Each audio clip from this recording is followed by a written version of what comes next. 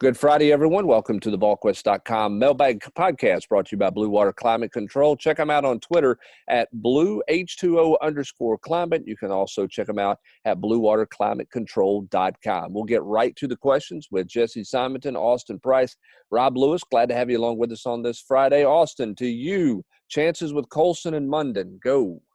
I think Junior Colson's going to Michigan, and Smile Munden. I think Tennessee's in there a lot deeper than everybody thinks they are. But everyone keeps saying that, AP. Doesn't that just mean Tennessee's in it? I mean, it's like I think you read everywhere now, and that seems to be the proverbial thing. But, I mean, you've been saying yeah, but that. there for a while, everybody just pegged him for Georgia. You know, much like everybody's pegged Jahvaree Ritzie for North Carolina. I think Tennessee. I don't think Munden has made up his mind. I think the relationship that he has with Niedermeyer and several Tennessee commits, whether it be Cody Brown, Kamar Wilcoxon, Julian Nixon, and then potentially coming up, on Monday when Miles Campbell makes his decision. That's a kid that grew up playing peewee ball around Smile. So I mean, they've got several guys leaning on him, not pressuring him, just leaning on him. So what you're saying is probably in it deeper than people give them credit for, but they've always been perceived to be in it. Just thought they were trailing Georgia. I think everybody thought he was a slam dunk for Georgia, and I don't think he's a slam dunk for Georgia. Still may go there, right? But not just a lay down like maybe some people had initially thought. Okay, go Vols 2019. Are we still in a good spot with Ingram Dawkins? Felt like Vols were in good shape until the commitment was pushed back. Do we think Georgia may be the lean since he decided to wait? Do you think the decision for him to not make a commitment means his choice has changed, or is this just a simple situation where somebody's got to him and said, hey, why don't you take your time and make sure you don't have to make a decision right now? He didn't one night go, okay, I'm picking this school, and then somebody called and said, no, pick us. And he said, oh, okay. I think it was exactly what you just said. Hey, don't do it. You need to take your time. Wait and come see us. Give us more time to recruit you. It's Georgia, and it's South Carolina too, because South Carolina knew that they had lost a little momentum with him. It had he, and of course, I guess with any kid, you could totally change his mind. If he decided to go ahead and do it, I would really like Tennessee's chances. I like Tennessee's chances when he said he was going to do it on Sunday. Now, I still like Tennessee's chances, but things have gotten more difficult with the fact that you're allowing somebody else to come in and woo you and spend more time trying to recruit you. Well, and his family has only been to one of these three schools, and that's, I think, a sticking point. Yeah. I mean, when Mama hasn't seen everything, Mama wants to see everything. So the problem is Mama may not be able to see everything until September or later. Which is why he may wait, or why he may, I'm pretty sure Mama came over here. I don't think she did. Apparently, she's only visited South Carolina. See, when I talked to the kid, he told me his family's been here. So I know his family has. I don't know if the mom, I think, is the ultimate decision maker. But as AP said, though, Tennessee, I think, has a real shot at landing another quality defensive lineman, much like Isaac Washington, who is probably underranked. He's close with Washington. And who's probably underranked. Washington? Yeah. Yeah, I mean, like, just Tennessee views both of these guys as some of the two best defensive linemen on their board. And obviously that the rankings this cycle do not reflect that. Again, this isn't poo-pooing on anybody doing rankings, but again, I look at who's recruiting him. And Jesse, you talk about Ingram Dawkins when Georgia's calling you, when Will Muschamp's calling you and saying don't do it. That means you're a pretty good player in my book. Much like when Rodney Garner's walking around campus with his iPhone going, here's a Jumbotron, Isaac, here's the academic center. I mean, again, Rodney Garner, whether you like him or you don't like him, dude knows defensive linemen. So, again, I look at who's going after these kids. All right, let's go to Vol Rocker, and I want to go a little bit different question, a little bit different direction with this question. He wants to know what the latest is on JT Daniels, which I think is a fair question. Here's my question to follow up with that. How handcuffed is JT Daniels right now and trying to make a decision on his college future? I think he's trying to see if, what's going to come of this, the transfer rule, whether they table it to 2021, what do they do with it? Because in theory, I guess he could still go back to USC if he's going to have to sit out a year. And apparently that's still on the table. And that's still on the table. Now, I don't think that's his preference. I think his preference is to move on. I've talked to multiple people this week, and they insist Tennessee and LSU are the top two teams. But again, he's not able to take visits. He can do virtual things. I guess he could fly here and just walk around campus by himself and not ever meet with anybody. But I mean, how beneficial is that? Maybe it's beneficial, maybe it's not. But I guess in theory that could take place, or he can go to LSU and do the same thing. Could he meet with coaches off campus? I mean, that's kind of a gray area. No, he could not meet with them off campus. He could fly to campus. If he was on his own dime, would that be a violation? Yeah. Yes. Yeah, he can't have. He could go to campus and he could FaceTime with the coaches. Like, let's say he went to Baton Rouge, and he, just kind of walked around campus. He could FaceTime with Ed Orgeron. He could sit in Chimes and have dinner with Ed Orgeron while he's in Chimes and Ed's at his house. Yeah. Take the computer and just set it up in front of you. Here would be my question, though, and again, at LSU, Tennessee, I think most people believe that they're the top two schools. If you don't know for sure he's going to be eligible, is he got the same attractiveness to those schools as he would be if you knew for sure he was? That's why I wonder if he's a little bit handcuffed, because how much of a priority would he be for Tennessee if he had to sit out this year? Well, I mean, I would think the fact that you don't going back 2 months, there was no spring practice. You're not here in June to watch film, to meet with coaches. I mean, I kind of think that makes it less of an issue that he wouldn't be eligible. If he's not going to be eligible this year. I mean, how ready can you be if you have 3 weeks of practice in a new system? Well, then it's less about now if he's not eligible, right, AP, and more about what happens in the future with if you land JT Daniels. How does that impact Ty Simpson? How does that impact Martin? Suddenly the 2022 board is likely going to look a lot different if you have a guy who has a couple years of eligibility, plus you're bringing in Caden Salter this year, and you don't know exactly. The room certainly is going to have, I think, some turnover between now and then, but Mallard could still be here. Shrout could still be here. Jimmy Holiday could still be playing quarterback. So who knows? Yeah, I don't know what it looks like. I think the whole on both sides for JT Daniel and for schools. I think it's an interesting kind of dance that you take right now, given the fact that he's not even going to be able to come see your campus until July, and if it's a dead period, then who knows what's going to happen? I mean. I just think, and then you don't know if he's going to get eligible either. So I think that's just an interesting side note beyond just, hey, where's he leaning to right now? All right, Rob, to you at 423 Volunteer. When will the UT basketball schedule be released? Obviously, football's been headline news and dates and start being affected by the virus, but with basketball being not far behind and the season starting in colder weather, what contingency plans are being looked at? Big potential season for the Vols. Wonder how decision makers are looking at crowd size options for games like Gonzaga, Charleston Classic, etc. Have you heard anything on Tennessee scheduling? Any talk about? Always comes out in August, and I wouldn't look for any big non-conference additions other than the ones that are Gonzaga, Wisconsin, Cincinnati. Don't think there'll be any other big names pop up on that. And talking to people, I mean, just they don't know. I mean, obviously, I think it will be determined based on how football gets handled.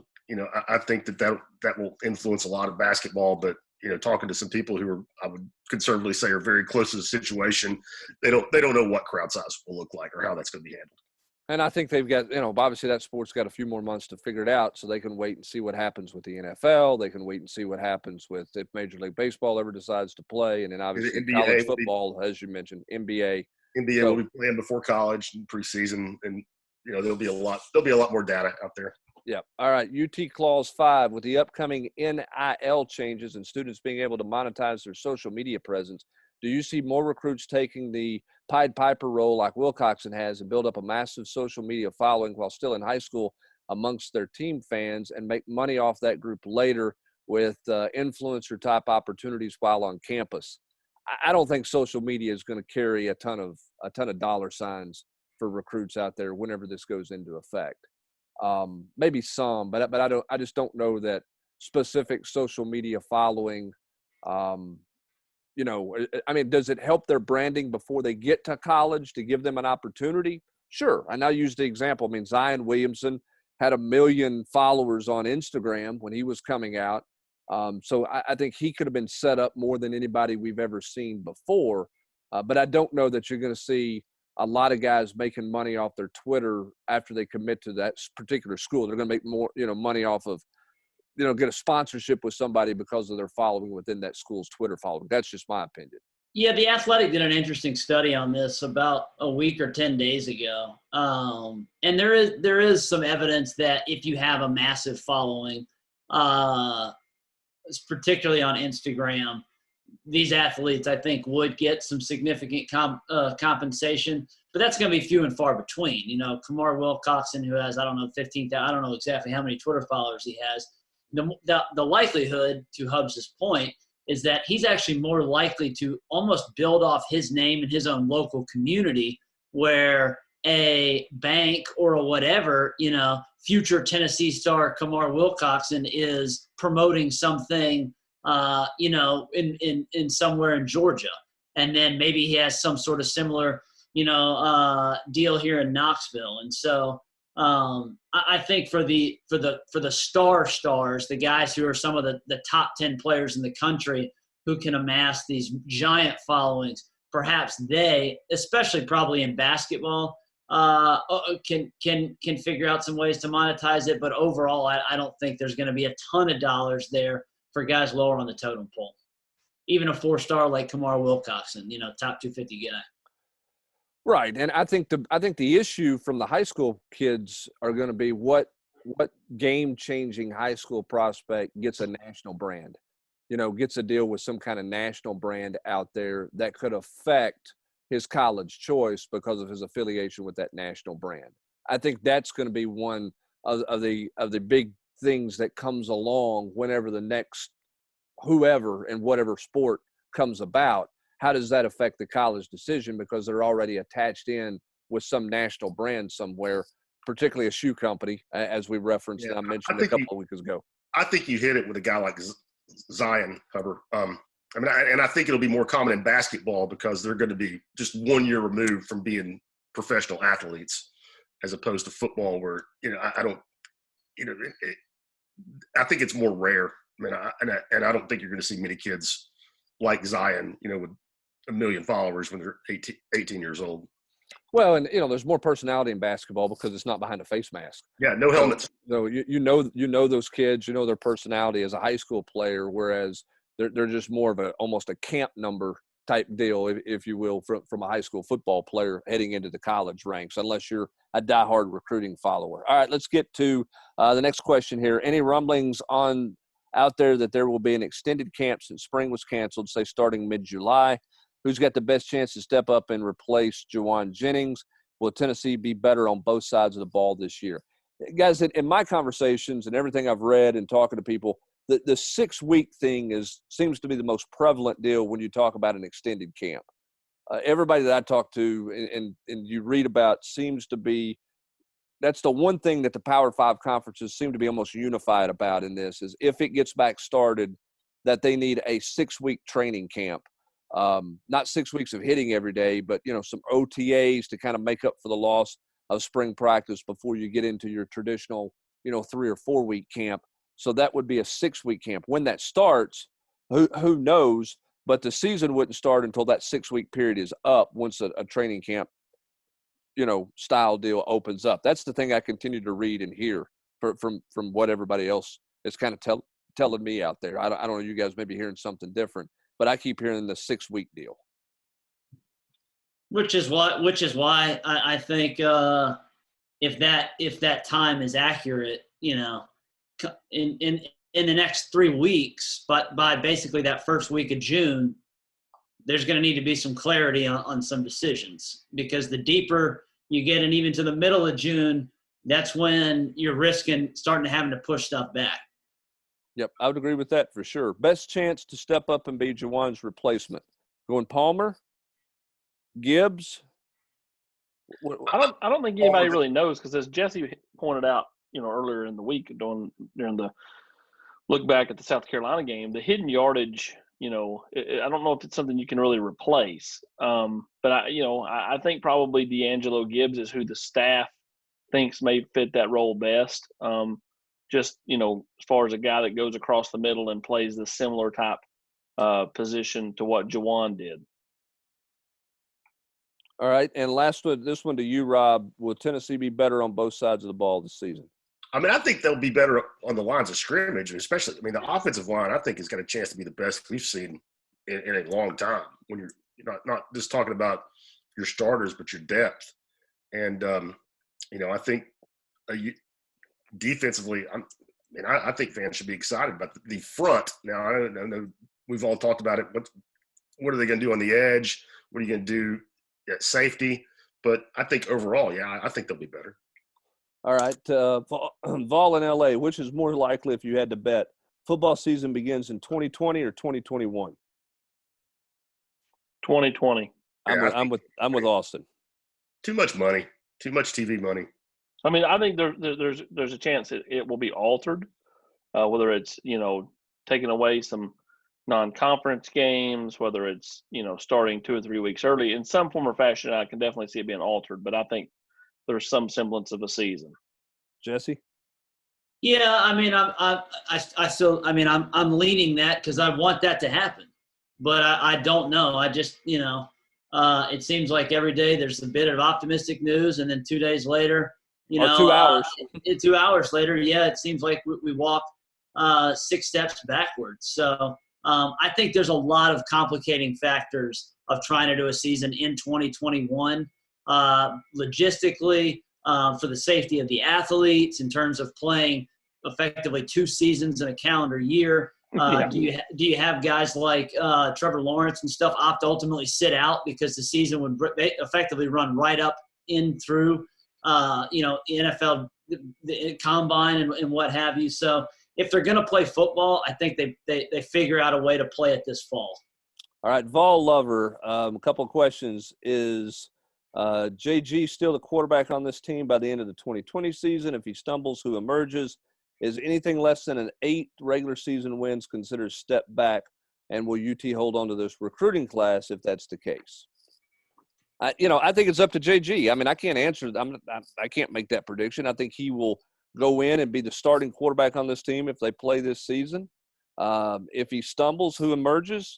I don't know. I don't think anybody can make that prediction. Come on, Hubs, give us the truth. Well, I know everybody wants you to say Harrison Bailey. That's what everybody wants to hear. But I've not seen 100%. I've not seen Harrison Bailey do anything at this point. So that's not a knock on him. I just don't know how he's going to react. And in watching the rewind, I see some times where Brian Maurer does some good things, and I see some other times where you kind of scratch your head with it. And then you see JT Shrout, other than stopping short of going out of bounds, he was okay in the South Carolina game. But they clearly don't believe that he's much of an answer on the staff. It doesn't feel like. So I don't have an answer to that. Let's move on to the second one since I don't have an answer. JT Daniels. Yeah, maybe it's a JT Daniels. If it's JT Daniels, then who's not here in the room? Show him the water. I just think it's funny because it's like the typical GQ question, like, hey, Rob, who's going to be Tennessee's starting point guard in 2024? Go. All right. This is from 19 Vol 70. The Vols and the other big boys of the SEC apparently have different recruiting strategies for the 21 class. Tennessee has 21 commitments in mid-May compared to LSU has 10. Georgia has 7. Auburn has 4. Alabama has 4.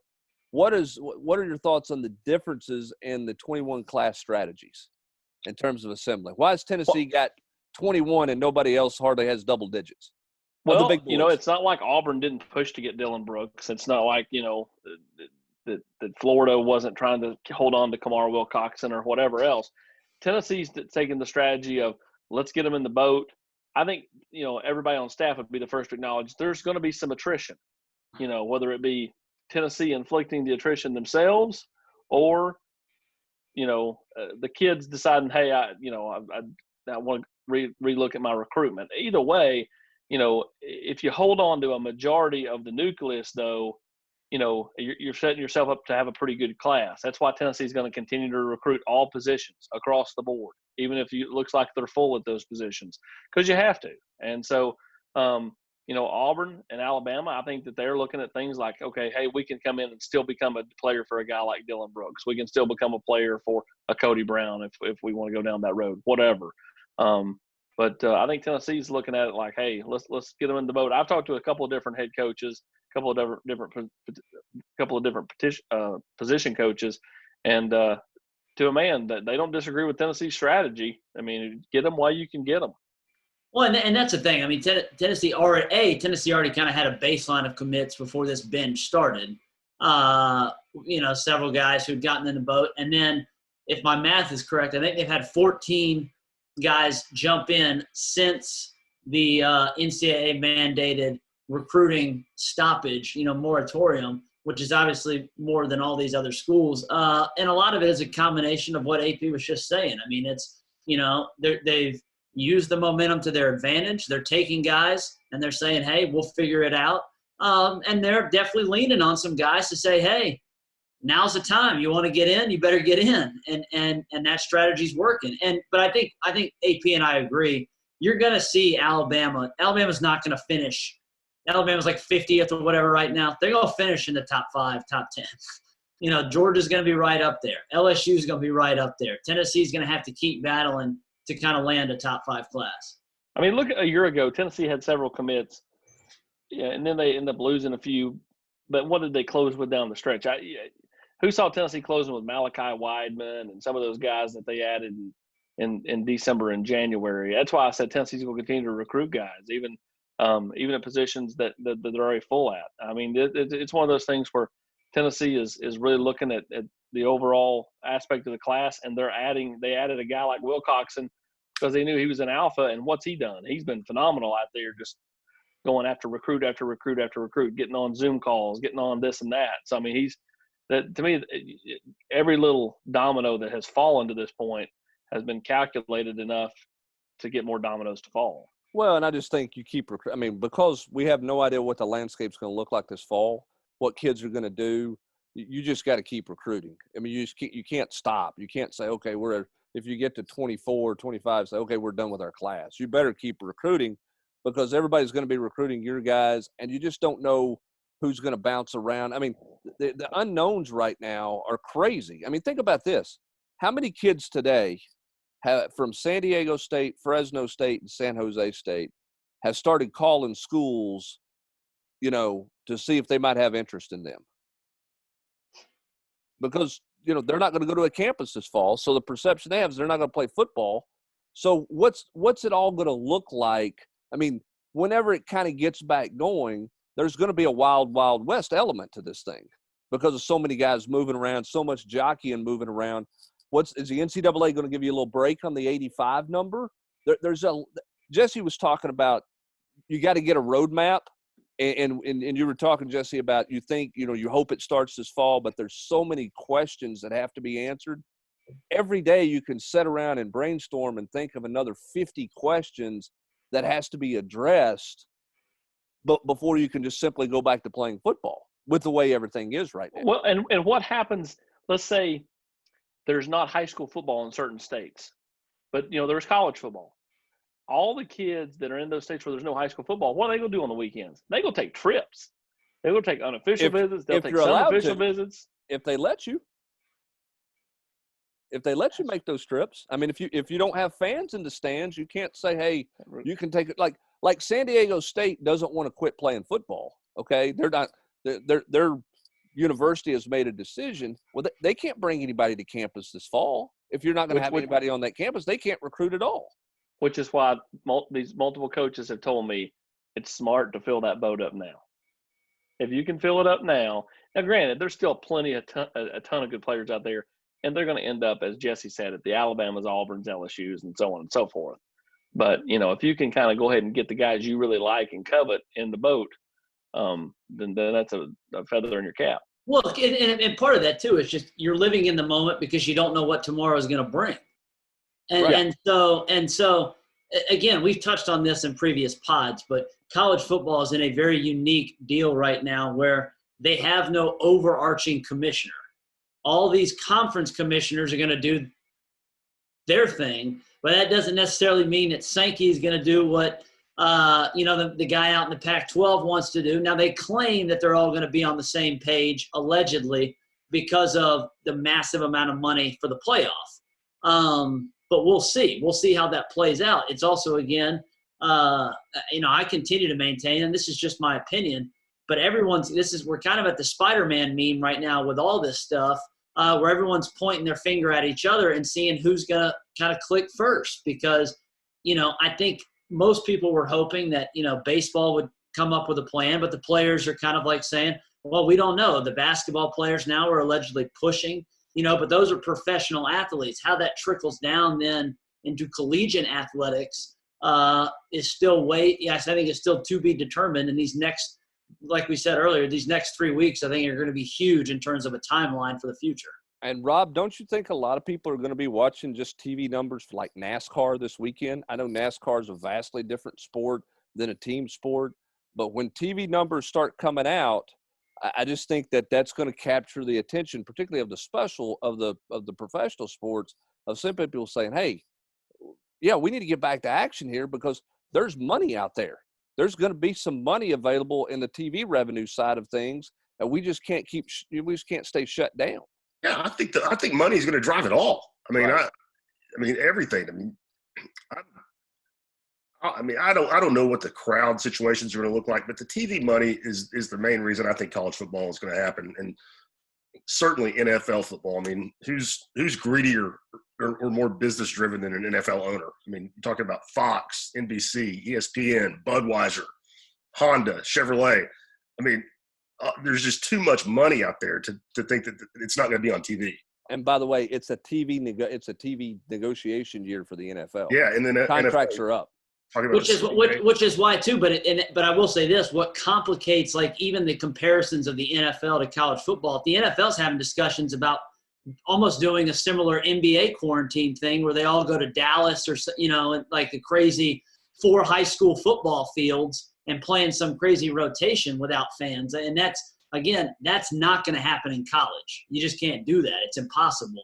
And so what one does that mean the other can replicate? Or it's sad, but there's just a lot of unanswerable questions right now. And hopefully with time, we'll know a little bit more and have more transparency and clarity about, what's going to happen. And this has entered my mind several times. Is there a moment where a group of players stands up and says, I'm not getting paid, so I'm not playing with the risk of any of this stuff? Because, that there's kids that think in those terms. Sure. On the college athlete, I don't think there's any doubt about that. And again, that's the other thing that's complicated out there in all of this moving forward. So we'll see what it looks like in the next. You're seeing baseball players who make millions of dollars standing up saying that. It's not hard to believe that some college kids who make no money would do the same thing. Yep. And again, that's why the biggest answer remains, I don't know, because you just don't know. It changes daily, hourly. And again, somebody's waiting for a group to go, and who's going to do that? All right, couple quick questions as we get out the door here. What position group of UTs do you think really missed the development time of spring practice? And which group do you think missing spring practice affected the least? Quick, rapid answer. I think they really missed linebacker and tight end. Yep, 100% agree with that. Okay, I would throw safety possibly in there as a replacement for Nigel Warrior. All right, let's go to this next one. If Tennessee lands Miles Campbell, will they continue to pursue other tight ends like Wolf and Bell? My answer is yes. Austin? Wolf's a take. I like Tennessee's position there. And you like Tennessee's position with Wolf? Yep. Wow. And Bell is an athlete. Yes, who they're going to take regardless. Yes. I got you. And you don't see many 6'7", 300-pounders playing tight end, so you do the math. Yes. Yeah. Can you talk about the virtual day that was done with the 22 kids this week? Twitter was blowing up with 22 kids talking about UT and the virtual visit. What's that visit like? What do they see? Who do they talk to? Anybody got any insight there? Awesome. Yeah, they're able to tour facilities. They're able to see, obviously, coaches face to face. It's like a borderline FaceTime, borderline, see, what you're not able to see because you're not here. But then two, I think more than anything, it's not really the virtual tour that's got these 22 kids hyped up. It's the fact that Tennessee, because of their most recent run, they're a hot name. So all of a sudden Tennessee's become this hot, trendy school. And instead of like, it's the in-state Tennessee, all these kids are now like, oh, Tennessee, yeah. And then it's the orange emojis and so on and so forth. They see what's happening in the 21 class, and it's kind of ignited and jump-started what is a massive year in state with the 22s. I mean, you talk about some really top-end players, really good wide receivers, some linebackers, obviously, Dallin Hayden, whether he plays DB or whatever, it's not great along the line of scrimmage. There's a couple of decent linemen, but it's not super deep. But overall players reminds me a lot of that T. Higgins class that had so many skill guys like Jacoby Stevens, T. Higgins, Amari Rogers, all those players. All guys had great Tennessee careers under Butch Jones. Last question, and Rob had to get one in. Last question out the doors for you, Rob. I know that Tennessee is in on Chandler and Banchero. Realistically, what's Tennessee's chances of getting both? I understand Banchero is a harder pull, family ties, etc. How high up the list is Tennessee for him? I really like their chances with Kennedy Chandler, and I think, having talked with the kid, I think Banchero really likes Tennessee. He really likes Rick Barnes. But at the end of the day, man, for a guy who was a 100% one-and-done player, it's hard for me to see him going, 3,000 miles from home when he's in Seattle. Both his parents went to Washington and were athletes. Gonzaga is firmly in the mix. I'm not saying it's impossible. I just see that. I see that would be tough. I think he's got legitimate interest in Tennessee. I know him and Kennedy have talked about playing together. It's a little far-fetched for me to think Tennessee gets them both right now. Do you think Kennedy Chandler is the starting point guard in 2024, though? Not for Tennessee, maybe for the New York Knicks. That's going to do it for this edition of the Volquest.com Mailbag Podcast. We want to thank our good friends at Blue Water Climate Control. Remember, if you have air conditioning needs, HVAC needs, you need to contact Blue Water Climate Control because you're going to get answers from them, not just a sales pitch. They are veteran-owned, family-operated. If you want to know more about Blue Water Climate Control, check them out at bluewaterclimatecontrol.com. They're going to send out an expert to your home to tell you what you need. They can lay out all the options for you, whether you have to replace your system, you can repair your system, whatever you need to do to upgrade your energy efficiency and improve your indoor air quality. They're going to give you all those options. They also have options for financing, which includes same as cash, even rent to own. Call them today at 865-299-2290 or visit bluewaterclimatecontrol.com to make an appointment. Blue Water Climate Control is an authorized dealer of American Standard Heating and Air Conditioning. For Jesse Simonton, Austin Price, and Rob Lewis, I'm Brent Hubbs. Thanks for joining us. Have a great weekend, everybody.